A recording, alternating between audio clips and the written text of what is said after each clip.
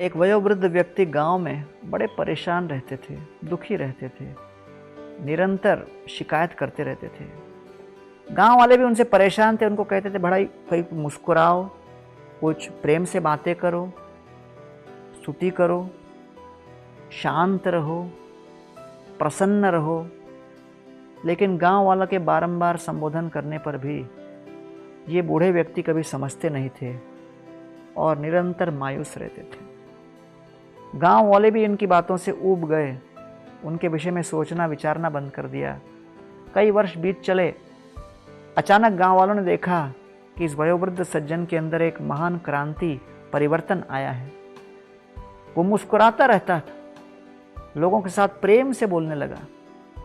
लोगों ने इनसे पूछा कि भाई ऐसी कौन सी घुट्टी तुमने पी ली जिसके कारण परिवर्तन आया, या ऐसा कौन सा महान क्रांति आपके जीवन में आ गया जिसके कारण आपके रवैये में इतना परिवर्तन। उस वयोवृद्ध सज्जन ने बड़े प्रेम से कहा, मैंने अपने जीवन में बहुत बड़ी गलती की। जीवन पर्यंत में सुख के पीछे भागता रहा, लेकिन सुख मुझसे भागता रहा। फिर मैंने विचार किया कि मैं अपने जीवन में सुख को खोजना बंद करूंगा और वर्तमान में भगवान का चिंतन करना आरंभ करूंगा। और भगवान के चिंतन में और भगवान को संतुष्ट करने में वास्तविक सुख है। इसलिए संपत्ति और विपत्ति ये दोनों माया के दो पहलू हैं। चाहे संपत्ति में विपत्ति में भगवान हमें प्रेरणा देते हैं कि आप उनका ही चिंतन करो।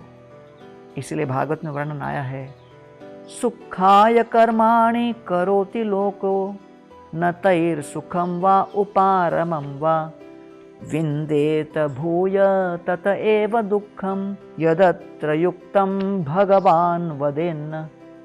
विदुर जी कहते हैं मैत्रेय ऋषि को, हर व्यक्ति अपने जीवन में सुख का वृद्धि करना चाहता है, दुख को कम करना चाहता है, लेकिन वो देखता है कि अनेक अनेक प्रयास करने पर भी उसके जीवन में सुख कम हो रहा है और दुख और क्लेश बढ़ रहा है।